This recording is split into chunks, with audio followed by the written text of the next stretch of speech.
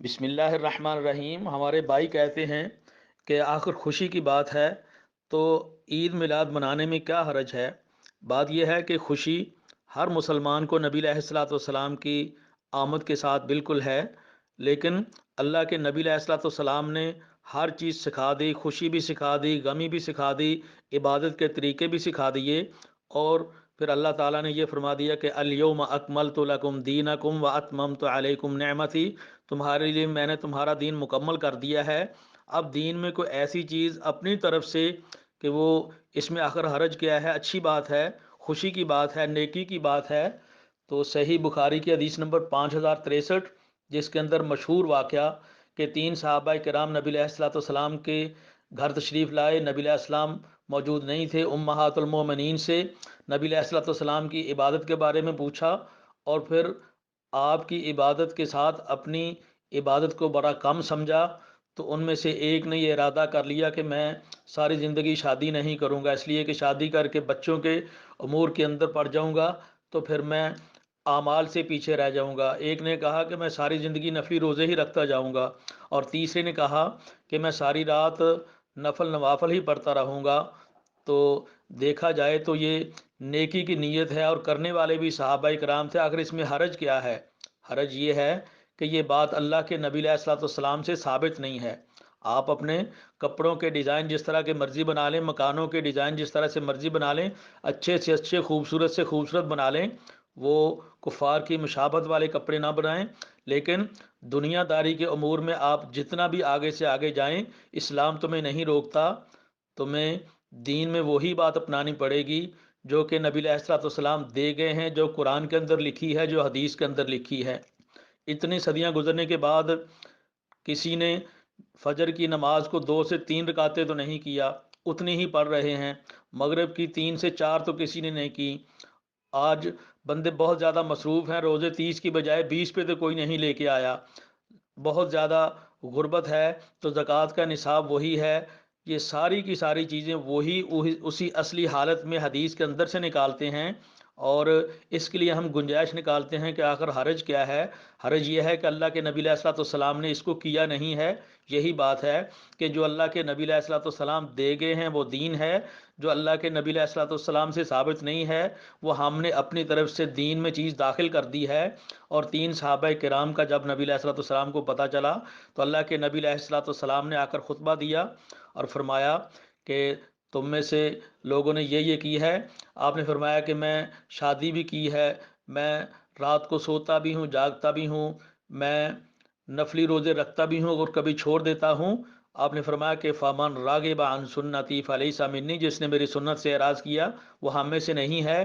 تو اس سے تو یہی پتہ چلتا ہے کہ جو بات اللہ کے نبی علیہ الصلوۃ والسلام سے دین کے بارے میں ثابت نہیں ہے اسے ہم نہیں کر سکتے۔ اور سلسلہ احادیث صحیحہ کے اندر شیخ البانی رحمۃ اللہ علیہ نے حضرت عبداللہ ابن مسعود رضی اللہ تعالیٰ عنہ کا ذکر کیا ہے کہ وہ آتے عشاء کے وقت تو ان کے آنے سے پہلے لوگ کچھ حلقوں میں بیٹھے ہوتے، ٹولیوں میں بیٹھے ہوتے، ہر ٹولی کے اوپر ایک مانیٹر اور ایک نگران ہوتا، وہ ان کو کہتا سبحان اللہ کہو، 100 دفعہ پڑھو، وہ پڑھنا شروع کر دیتے۔ دوسرے کو کہتے 100 دفعہ الحمدللہ پڑھو، تو انہوں نے پڑھنا شروع کر دیا۔ تو اس طرح ٹولیوں کے اندر یہ چیزیں بنا کے پڑھ رہے ہیں، تو آخر اس میں حرج کیا ہے؟ حضرت عبداللہ ابن مسعود رضی اللہ تعالیٰ عنہ آئے تو انہوں نے ان کو روکا اور ٹوکا اور کہا کہ ابھی تو وافر مقدار میں صحابہ کرام بھی موجود ہیں، یہ تم نے کیا کرنا شروع کر دیا ہے؟ جو کیفیت اللہ کے نبی علیہ الصلوۃ والسلام سے ثابت نہیں ہے اس کو تم اپنی طرف سے نہ بناؤ۔ آخر ذکر اذکار کر رہے تھے، اس میں حرج کیا تھا؟ حرج یہ تھا کہ اس طرح ٹولیوں کے اندر بیٹھ کے کہ ایک بندہ کہتا ہے 100 دفعہ یہ ذکر کرو، وہ 100 دفعہ وہ کرتے ہیں، دوسرا کہتا ہے 100 دفعہ یہ کرو، تو یہ کیفیت اللہ کے نبی علیہ الصلوۃ والسلام سے ثابت نہیں۔ آپ مسجد میں آؤ، نماز سے پہلے ذکر اذکار جتنے جو چیز تمہیں اللہ تعالیٰ توفیق دیں وہ پڑھتے جاؤ۔ حضرت عبداللہ ابن مسعود رضی اللہ تعالیٰ عنہ نے انہیں کہا کہ یا تو تمہیں اللہ کے نبی علیہ الصلوۃ والسلام سے کوئی بہتر دین مل گیا ہے، اگر وہ نہیں ہے تو او مفتتحو باب دلالہ، یا پھر تم نے کوئی گمراہی والا دروازہ کھول لیا ہے۔ اور ہمارے بھائی یہ بھی کہتے ہیں کہ اللہ تعالیٰ نے تو خود سورہ یونس کی آیت نمبر 58 کے اندر فرمایا ہے کہ کل بفضل اللہ و برحمتہ فبذالک فلیفرحوا، کہ اللہ کے فضل اور اللہ کی رحمت کے ساتھ ان کو چاہیے کہ خوشیاں منائیں۔ اللہ کے نبی علیہ الصلوۃ والسلام سے بڑھ کر فضل کون سا ہے، اور اللہ کے نبی علیہ الصلوۃ والسلام سے بڑھ کر رحمت کون سی ہے؟ تو ہمارے بھائی اس آیت سے استدلال لیتے ہیں، یہ بھی درست نہیں ہے۔ یہ آیت اللہ کے نبی علیہ الصلوۃ والسلام کے بارے میں نہیں بلکہ قرآن کے بارے میں ہے، اور یہ بات تو مولانا احمد رضا خان صاحب کا ترجمہ ہے، اور اس کے ساتھ اس کی تشریح اور تفسیر لکھنے والے مولانا نعیم الدین مراد آبادی، یہ ہمارے احناف بھائیوں کا ترجمہ ہے، انہی کی تفسیر ہے۔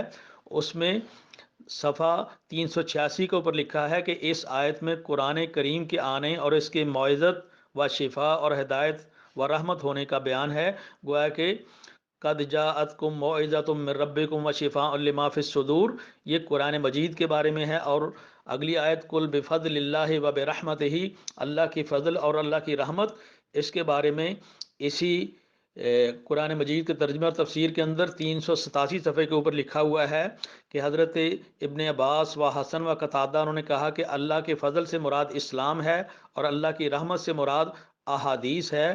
تو یہ اللہ کے نبی علیہ الصلوۃ والسلام کے بارے میں نہیں ہے بلکہ یہ اللہ کے قرآن کے بارے میں ہے کہ اللہ کا قرآن تمہارے پاس آ گیا ہے، خوشی مناؤ۔ تو وہ کام جو اللہ کے نبی علیہ الصلوۃ والسلام سے ثابت ہے وہی کرنا چاہیے۔ دین کے اندر اللہ کے نبی علیہ الصلوۃ والسلام سے جو چیز ثابت نہیں ہے وہ اس کے بارے میں نبی علیہ الصلوۃ والسلام نے بڑی سختی سے روک دیا ہے کہ من احدث فی امرنا ھذا ما لیس منہ فہو رد، جس نے ہمارے دین کے اندر کوئی ایسی چیز داخل کر دی جو ہم نے نہیں دی وہ مردود ہے، اسے رد کیا جائے گا۔ اللہ تعالیٰ غور و فکر کی توفیق عطا فرمائے اور عمل کی توفیق عطا فرمائے، آمین ثم آمین۔